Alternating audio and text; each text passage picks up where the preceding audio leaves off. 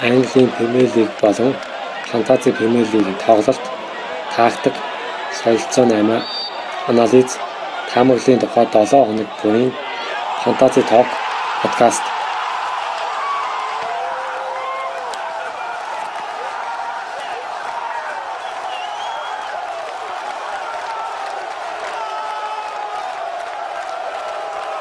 Фантази премиер лигийн 18 дугаар тойрогийн өмнөх Фантази премиер лиг сонирхогчид болон тоглогчдод зориулсан Фантази ток подкастын 17 дугаар дугаар.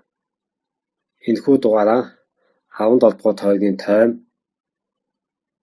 мөрөөдлийн баг, хамгийн өндөр оноо авсан баг, амар уугнаа зогтоо 3 тусварын багийн оноонууд, фантази ертөнцийн сонин сайхан, энэ тойрогийн сургамж юу байв,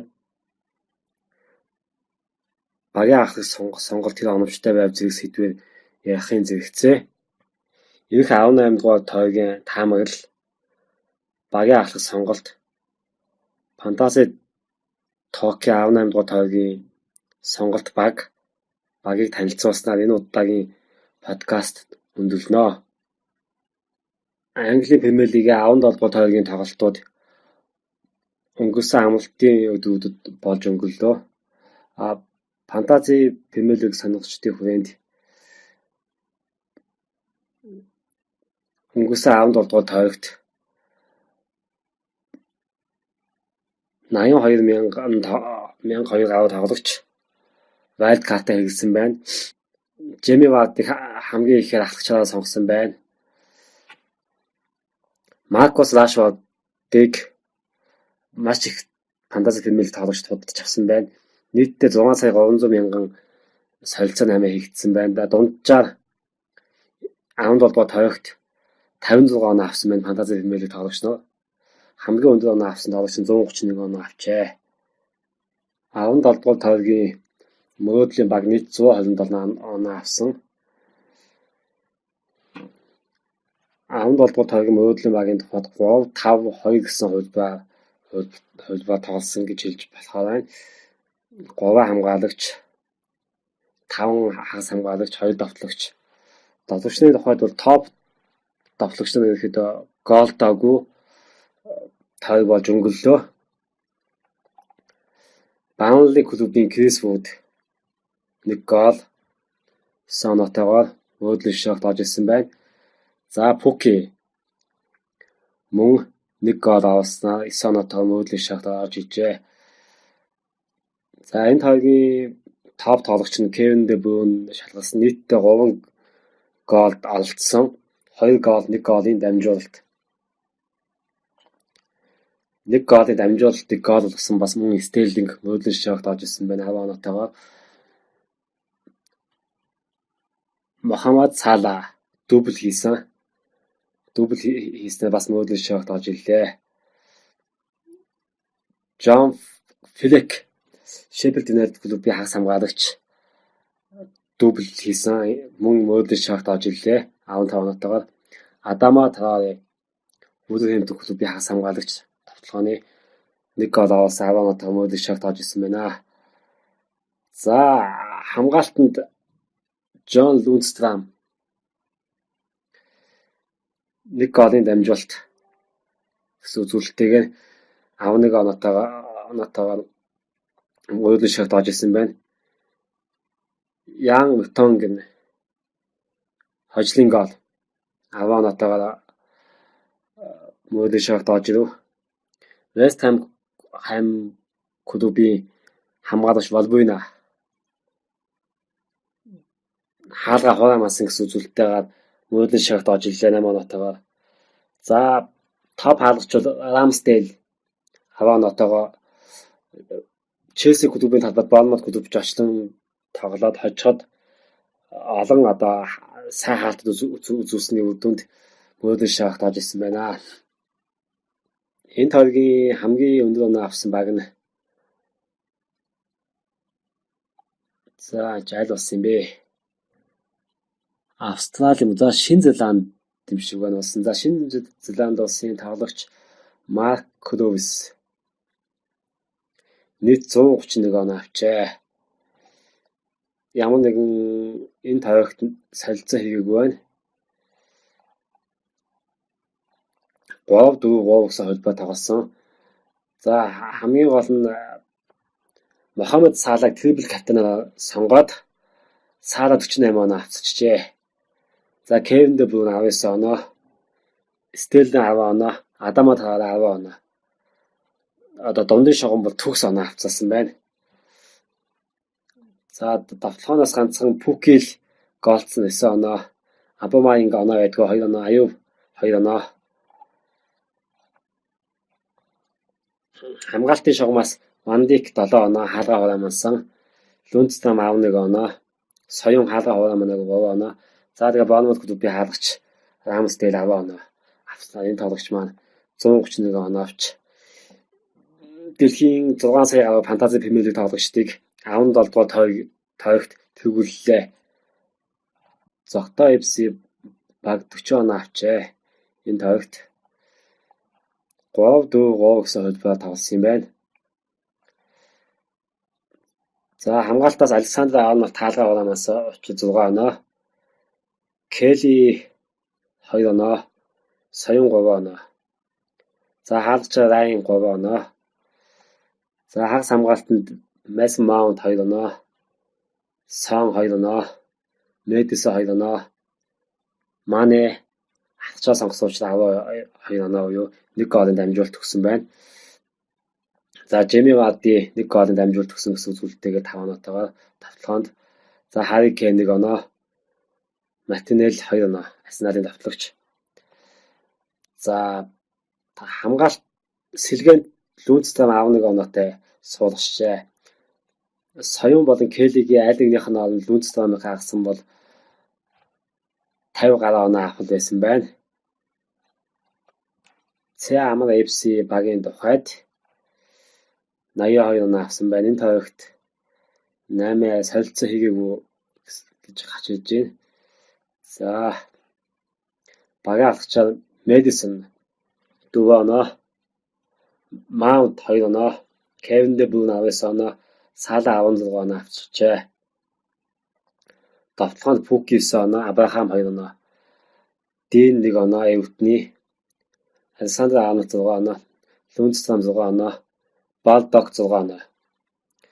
За Баунли клубын хаалгач Попе 6 оноо авсан байна. Ингэснээр нийт энэ тойрогт 82 оноо авсан байна хамгийн тухайд.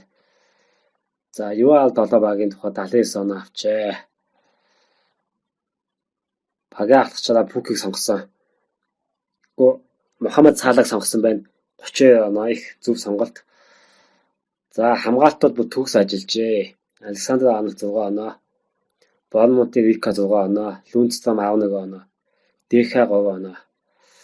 За Сон 2 оноо, Кантвелл 1 оноо, Мэдисон 2 оноо, Абрахам 2 оноо, Пуки 9 оноо, Варди 5 оноо. Ингэснээр нийт 79 оноо авсан байна. Фантази премиер лигт өнгөрсөн амралтын өдрүүдэд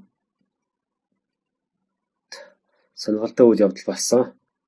Энэ нь болохоор Норвеги улсын тамирчин Магнус Карлсон дэлхийн фантази премиер лиг тоглогчдыг 2 өдрийн турш тэргүүлсэн. Хамгийн гол нь Магнус Карлсны тухайд өөрийн Твиттер хуудаснаа дэлхийн шатны аварга фантази премиер лигийн дэлхийн аварга ерөөхдөө босгож гинэ гэсэн утгатай пост оруулсан. Гэхдээ дэлхийн фантази премиер лиг тоглогчдыг 2 хоногийн турш тэргүүлсэн. 2 хоногийн дараа Кристал Палас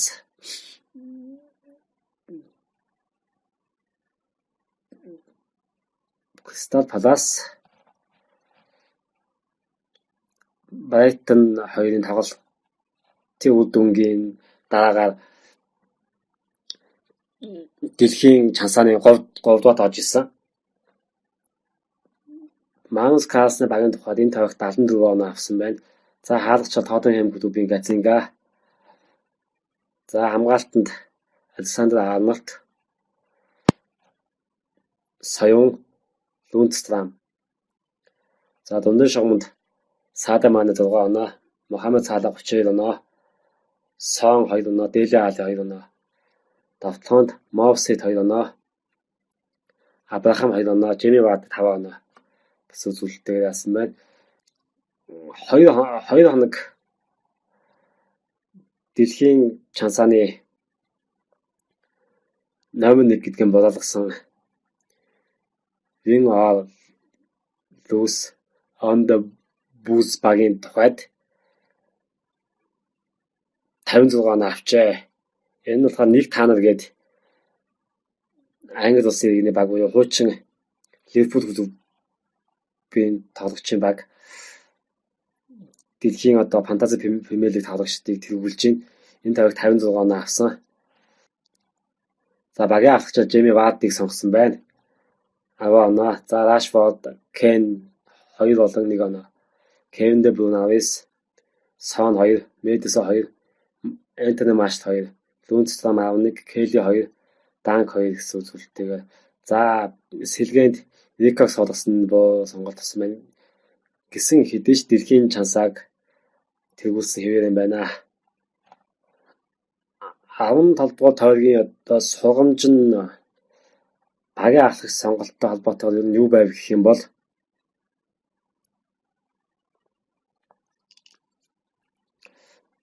фантази премиер лиг тоглогчид Манчестер Ситигийн хослол болох Кевин Де Брюн, ярихын Стерлинг хоёрыг бол маш ихээр ихэд зааж ихсэн. Одоо 17 дугаар тойрогийн өмнө ихэд Кевин Де Брюнийг 264 мянган фантази премиер тоглогч заасан байна. Стерлингийг 240 мянган фантази премиер лиг тоглогч заасан. Мөн Бүрэн хэмтэг клубын давтагч Хименезийг 277 мянган фантази премиер лиг тоглогч заасан. Гэхдээ энэ удаагийн 17 дугаар тойрогийн тоглолтод Кевин Де Брюн 2 гол, 1 голын дамжуулалт өгснөө 19 оноо авсан. Ингэснээр одоо 17 дугаар тойрогийн хүрээнд бүх тоглогчдыг тэргүүлсэн. Стерлинг мөн 10 оноо авсан. Ингэснээр фантази премиер лиг тоглогчдын хүрээнд бол заасан фантази премиер лиг тоглогчдоо нийтдээ 504 мянган менежерийг ерөнхийдөө бол одоо бүгсэн дээр нь ерөнхийдөө алгадлаа гэж хэлж болох байна. Ямар чухал тоглогчийг та одоо ингэж зарваа гэдэг. 17 дугаар тойрогийн ахлах сонголт бол бас л их бодлонтой болсон.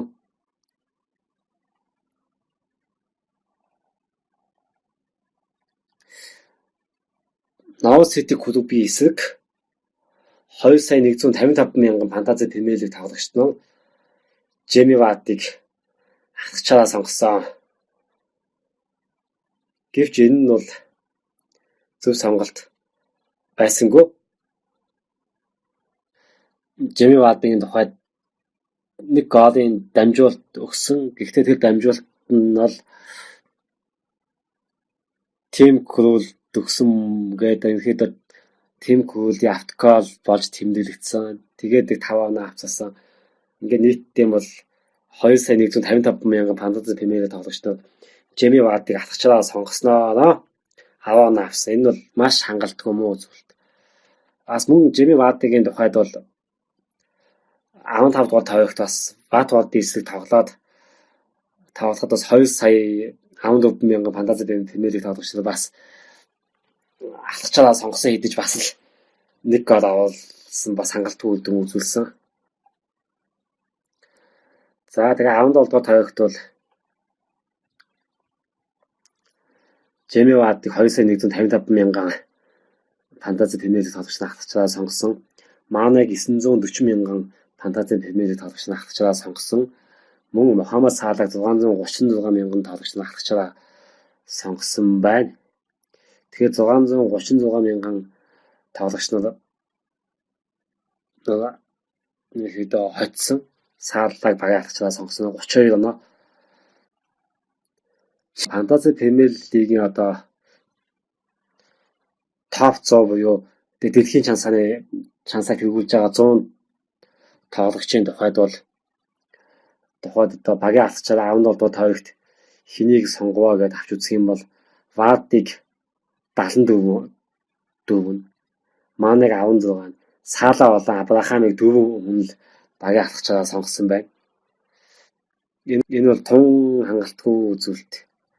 17 дугаар тойргийн сургамж багийн алхачийн сургамж нь энэ байна. За 17 дугаар тойрогт хамгийн их 8 хийгдсэн тоглогч бол Маркос Рашфорд Манчестер Юнайтед клубын давтлагч 426 мянган фантази премиер лиг тоглогчны багтаа хөдөлж авчээ. 17 дугаар тойрогт Маркос Рашфорд гол аваагүй, гол дамжуулалт өгөөгүй, түлхүү пасч өгөөгүй.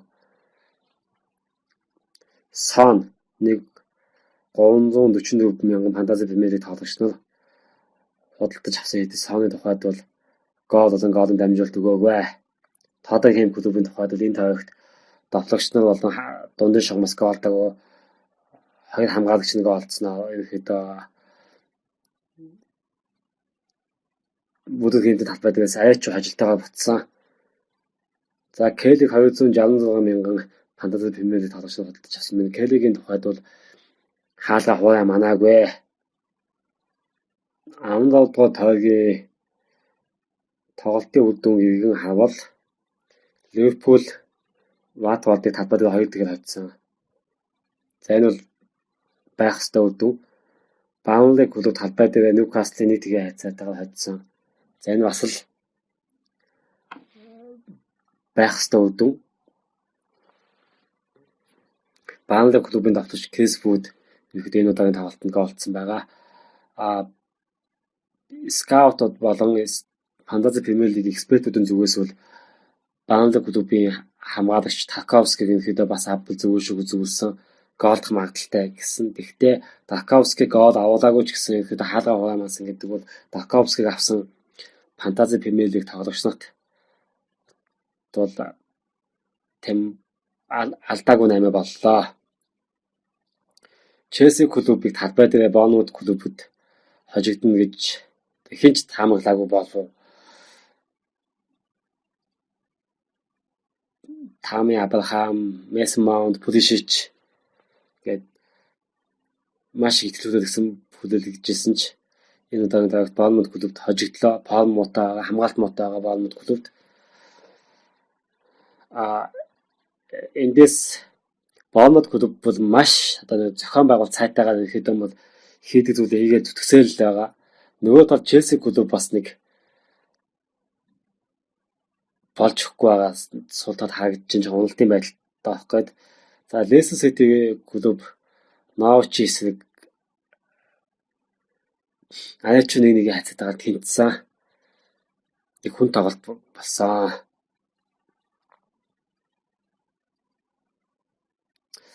Тоглолтын ижил арга барилтай гэж хэлж болохоор хоёулаа ерөнхийдөө шахдаг учраас их тоглолт таахгүй хоёр багийн байна. Шеффилд Юнайтед клуб бөөн талбай дээр Астон Вилла клубыг 2-1 хайцаатайгаар хоцсон. За энэ бол талбайн даваад л тэгээд ер нь бол хожих болов уу гэж өмнөх тойрогт таамаглажсэн. Тэр ясаар боллоо.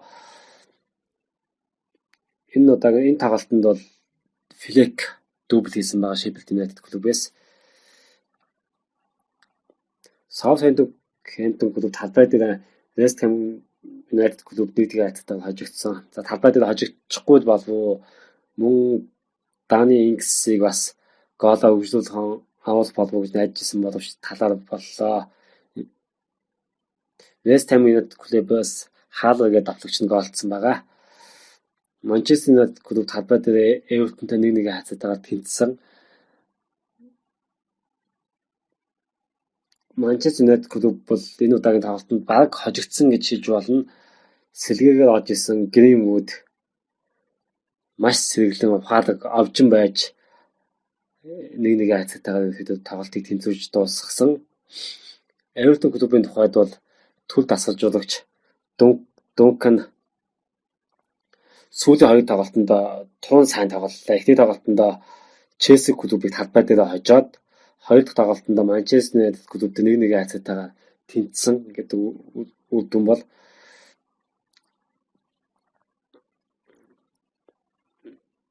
чаннууд өө үүндээ тоотой клуб 2-1 хацтайгаар хожигдсон.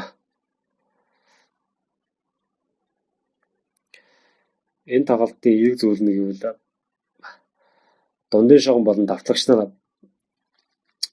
энэ тоглолт болохгүй байхад хамгаалагч нар бас багтаа ихэнх хожил авчиж болдгийг тоотой жишээ үзүүллээ. Ингэснээр тоотой бол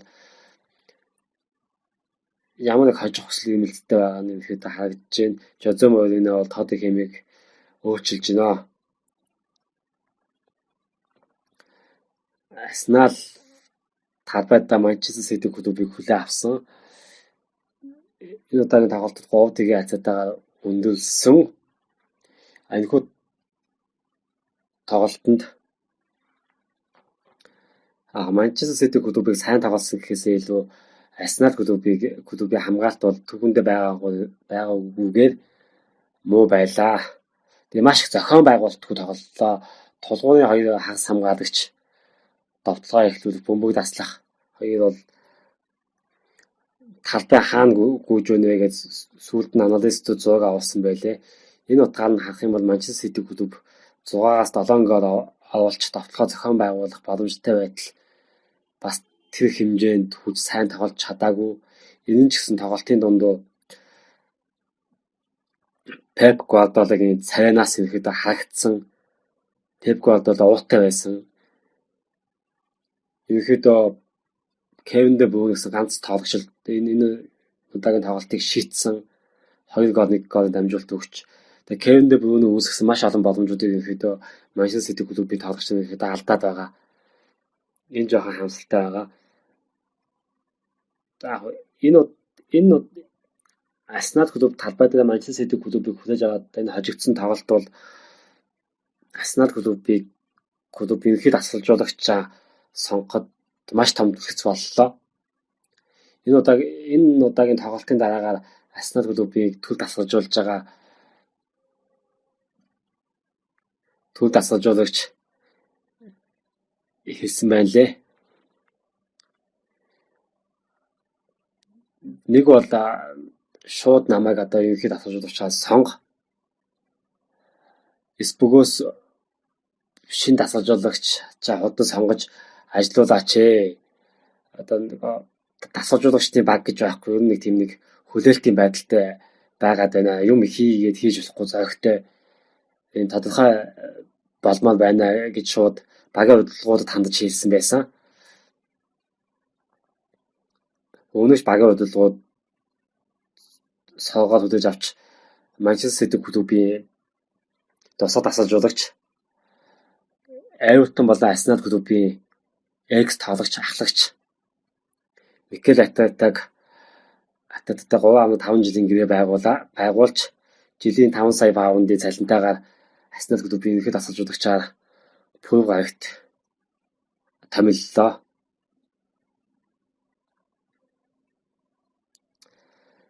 Кристал Палас клуб талбай дээр Байв клубыг хөдөөж аваад 1-1 хацаатайгаар тэнцээ. Энэ удаагийн тоглолтод бол Кристал Палас клубын хаалагч Гуйта 8 сейв хийсэн байгаа. Ингэснээр Фантази премиер тоглогчдод бонус оноо авцаасан Гуйта хэрэг эзэмшиж байгаа хүмүүс байх юм бол ийм онцлогтой тавыг болж өнгөлөө.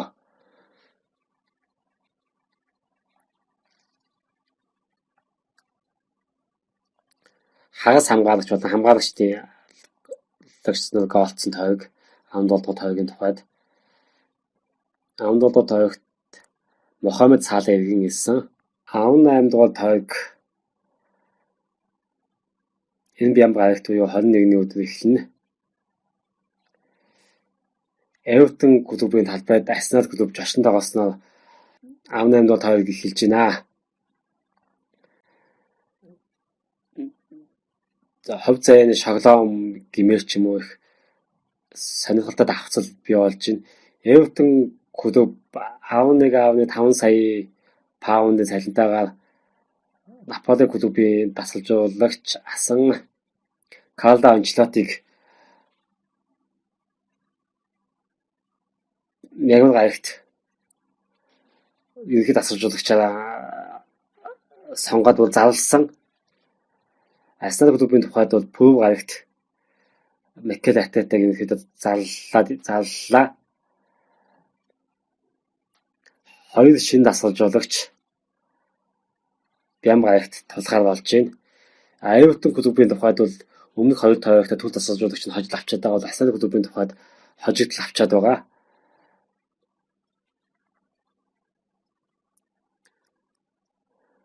Карло Анчелотти Ангуудын лиг, премиер лиг, лиг, Бундслиг, Францын лиг, Италийн лиг, лигийн аварга, дуршлаг, төвчээр, тактикийн уул ухааны мэрэгчлэн Карло Анчелотти ерөөдөө задаг тайлахт өгч байгаа хөгшин хаслантай зөвлөж болно. Нөгөө талд залуу Симба гэж хэлж болно 37 настай Микель Артета. Арсеналд Микель Артетатай цуг тоглож исэн тоглогчдод одоо тайлаг тоглож байгаа. Микель Артета бол залуу хүсэл эрмэлзэлтэй, зос шингэн, зоримог дөнгөж карьераа эхлэх гэж байгаа дасгалжуулагчийн энэ хоёрыг тоглох гэж байна. Нөгөөтэйгүүр Ертөнцийн клубын хуучин тоглогч, ахлагч, Арсенал клубын хуучин тоглогч, ахлагч, Арсенал клубын ерөнхий дасгалжуулагчийн дүрээр Ертөнцийн гүйдэлсэн паркт анхныхаа тоглолтыг зочлон тоглох гэж байгаа тун сонголттой байна. Энэ тоглолтыг үстэй таамаглах юм алгаа. Тэгвэл дүнкний өдөгдсөн Ертөнцийн бол сүүлийн хоёр тойрогт Челси болон Манчестер Юнайтед клубтэй тун сайн тоглосон, форм сайтай байгаа, хамгаалт сайн байгаа. Мөн Карло Анчелотти ирээд бараг 5 хоног ажиллачлаа гэдэг бол Ертөнцийн бол Арсеналыг хожихоор тактик боловсруулахаар учраа олцохоор хугацаа. Арсеналыг удирдахаар болсон Микель Артетагийн тухайд бол цаас болон гэрээний бичиг баримтаас салж амжаагүй байж байгаа Арсеналтай таач чинь. Энэ утгаар нь авч үзэх юм бол Артетагийн тухайд бол ихний тоглолтод хожигдлоор эхлүүлэх маш өндөр магадлалтай. Дүү зөө бууж байна. Гэтэ би тоглолтын үр дүн хэд гэдгийг хэлж мэдэхгүй байна. Астон Вилла клуб талбай дээр Саутгемптон клубыг хүлээж авна. За энэ тоглолт бол их нээлттэй давтгаа зангасан их олон гоолтой тоглолт болох болов уу гэж найдаж байна. Астон Виллач голдох бах, Саутгемптон ч голдох бах. Саутгемптоноос Уданы Ингс, Жими Вард Фавси, Астон Виллагаас Грэлиш, Трезеге гэл давтгааны ховлууд байна. Болон клуб талбай дээр Баунли клубыг хүлээж авна. За энэ хоёр бол хоёулаа хамгаалцаад ихтэй Баунлигийн хамгаалт бол Болонтаас илүү сайн. Гэтэ Болон талбай дээр тоглож байгаа гэсэн давуу тал байгаа.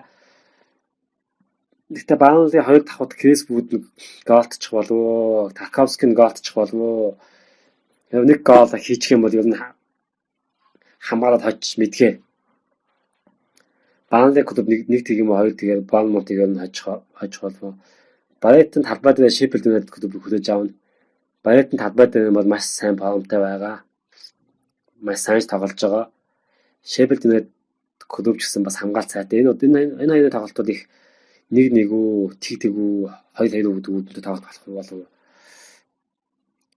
За мэдээж Брайтоноос Нийл Мопай, Шеффилд Юнайтедээс Джон Лундстрамыг онцлмоор байна. Флек өмнөх тойрогт дубль хийсэн Катн бол бас энэ удаагийн тоглолтыг өнжиж байгаа. Ньюкасл клуб талбай дээр Кристалс клубыг хүлээж авна. За Ньюкасл клубээс бол Энди Кэррол онцгой болов. Ер нь Ньюкасл клуб нэг тэг юм хоёр тэгээд Кристалс клубыг хожно. Нов Сити клуб талбай дээр чоннуудыг хүлээж авна. За энэ тоглолт бол бас л тун сонирхолтой тоглолт болох юм байна.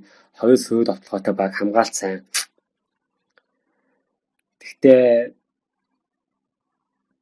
чаннуудыг ерөөхдөө Нов Ситиг хожих болов юм найдаж байна.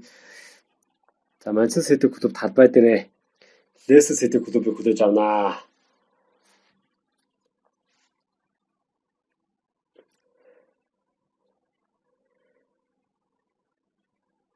Кевин Дэ Брюн Палмаа үржүүлэн хавлах уу? Мэдисон өөрийгөө хавлах нь уу? Жеми Вардын өөрийгөө хавлах нь уу гэдэг тоглолт болох гэдэг байна да. Ер нь бол фантази премиер гэдэг тоглолтын тухайд бол хамгийн өндөр оноо авсан хоёр тоглогч хоорондоо тоглох чинь Кевин Дэ Брюн болон Жеми Варди. Ватфорд клубт талбай дээр Манчестер Юнайтед клубыг хүлээж авна.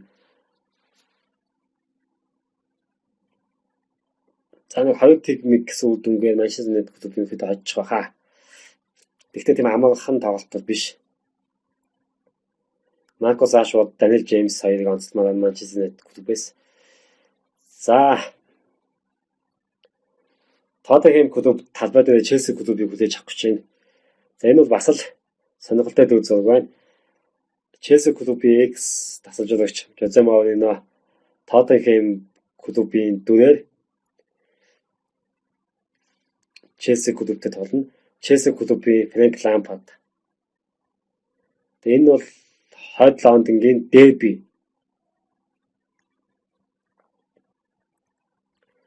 Энэ тоглолтод за хамгаалтлаасаа бол Челси сул байгаа. Арга ухаан залиар Жозе Морино хожих нь уу? Залуу тасалжуулагчийн гал эмзэллээ Фрэнк Лампард хожих нь уу гэдгийг харъя. За фантази ток подкастын зүгээс 18 дугаар тойроогоос эхлэн фантази токийн сонголт хэмээн ихэд баг танилцуулахаар ихэд болсон. Энэ ямар учиртай юм бэ гэвэл 18 дугаар тойрогт эдгээр тоглогч нар ядаж нэг гол эсвэл голын дамжуулалт өгөх болбоо дунджаар 11-ийн тоглох 6 оноо авах гэх юм бол нэг 66 оноо хамгийн багадаа. За ахлагчаар аль нэгийг сонгоно гэх юм бол ерөөдөө нэг 80 гаруй оноо авах болов гэсэн ерөөдөө баг танилцуулж байхад боллоо. За эхний баг бол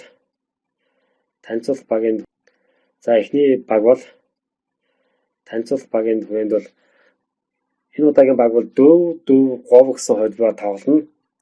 Хаалгачаар Мат Райн Брайтон клубын хаалгач хаалт хийсэн таагаар 2 дугаарт яваа Арсенал клубын хаалгач Бенэл Леногийн дараа явж байгаа. Брайтон Альбион клуб талбайд Шеффилд Юнайтед клуб хүлээж авна. Райн бол ер нь энэ тоглолтод оноо авах уу гэж найдаж чинь хаалга хураа маань эсвэл маш олон одоо хаалтуудыг хийх магадaltaй. Ер нь бол тэгэхээр багадаар 6 оноо авна. За хаалт малт хийх гэх юм бол 8-10 оноогийн явчихна Райны тухайд. За Лүнцтрам гол авах юм уу хаалгын хураа манах магадaltaй. Энэ утгаараа бол Лүнцтрам 6 оноо багадаа авцарна. Данк Брайтон клубын хамгаалагч. За хаалга хураа маань эсвэл голдох юм бол дахиад өндөр оноо авцарнаа. Ньюкасл клубын жигүүрийн хамгаалагч Джедра Вильямс за ассист өгөх гол авах юм бол бүр оноо нэмэгдэнэ. Энэ бол хаалга хураа манах магадaltaй. За Даковски Баунли клубын хамгаалагч Улилт мөрөөдлийн шавд 2 удаа олцсон. 2 удаа голцсон. Хаалга хураа мансан. Дахиад ч одоо голдох магадaltaй Баунмут эсрэг. Тэгэхээр Даковски бол зөв сонголт болох. За Даниэл Джеймс Манчестер Юнайтед клубын хагас хамгаалагч сүүлийн 2 тоглолтод 2 ассист өгчөөд байгаа. Энэ Палма үргэлжлүүлэн хадгалах болов. Ватфорд клубын эсрэг Жак Грэлиш Астон Вилла клуб талбай дээр Саутгемптон клубыг хүлээж авна. Грэлиш ер нь гол давалцах болов гэж найдаж байна. За Бундиа Норвич Сити клубын хагас хамгаалагч чамнуудын хамгаалтыг ер нь сэтлэх болов. Голын дамжуулалт өгөх байхаа. Сүүлийн 2 тойрогт голын дамжуулалт өгчөөд байгаа. За давтлаганд Ньюкасл клубын давтлагч Энди Кэрол Ньюкасл клуб Кристалс клубтэй тоглоно. Энэ хоёрын тоглолтууд ер нь бол дундын шугамын давтлага зохион байгуулалт гэж байхгүй. Ер нь бол стандарт цохилт 2 давхраас энэ гол асуудал шийдэгдэнэ. Тэгэхээр Энди Кэррол бол 2 давхраас бол Кристал Палас клубыг зовоо нь ер нь бол голд холбоо гэж найдаж байна. Маркус Рашфорд Ватфорд клубээс ер нь голдно.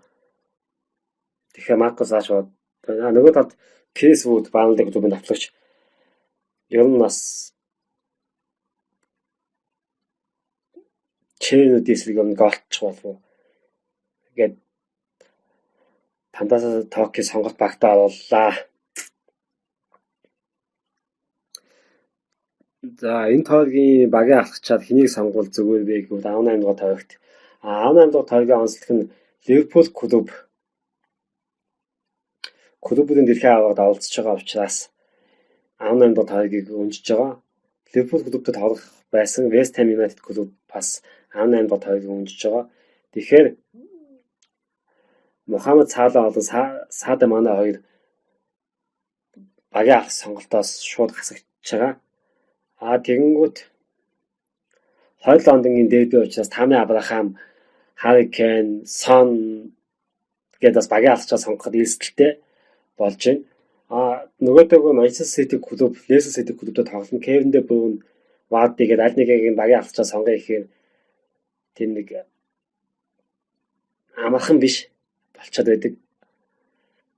Тэгэхээр одоо хэнийг багийн авахчаа сонгоё гэдэг бол Фантази премиер лиг тоглогчдын тухайд хүндэн. За Маркус Рашфордыг эзэмшиж байгаа тоглогчдод байх юм бол Маркус Рашфордыг Ватфорд клубын эсрэг бас сонгож болохоор байна. За Арсенал клубын форм бол одоо мэддэхгүй багийн ахлагч багийн дасгалжуулах солигдож байгаа гэдэг. Өстөө нөгөө 100 задгаа 60 чавцсан ажилтай одоо багийн байд тодорхойгүй учраас багийн ахлагч сонгож болохгүй байна. Гэхдээ одоо багийн ахлагчаа хэн нэгийг сонгох ёстой. Ёстой яалтчгүй.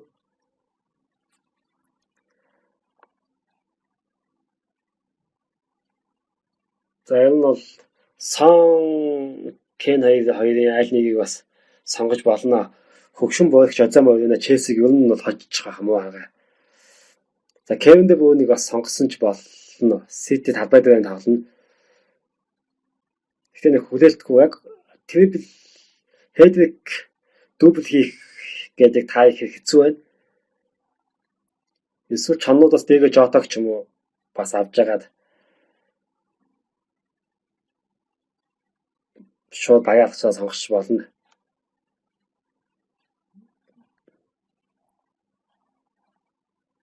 За багийн ахлагч сонголт бол одоо тийм эрсдэлгүй биш болсон учраас тэгээд Фантази премиер лиг тоглогчдод тэгээд өөрсдийнхөө зүүн сонгондоо найдаал сонгодоо. Би энэ дээр бол энэ удаас зөвлөхөд тун хэцүү байна. Би ч зөвхөн багийн ахлагчаа сонгох дээр эргэлзчээ. Тэгээд за манай багийн тухайд бол Дэго Жотог багийн ахлагчаа сонгосон байгаа гэдгийг хэлэх хүний тухай. За бус тоглогчдод хэрхэн сонгож байгааг мэдэхгүй байна. Фантази премиер лигийн 18 дугаар тойрогийн өмнөх Фантази премиер лиг сонирхогчдод зориулсан Фантази подкастын 17 дугаар дугаар ийхүү өндөрлөлөө.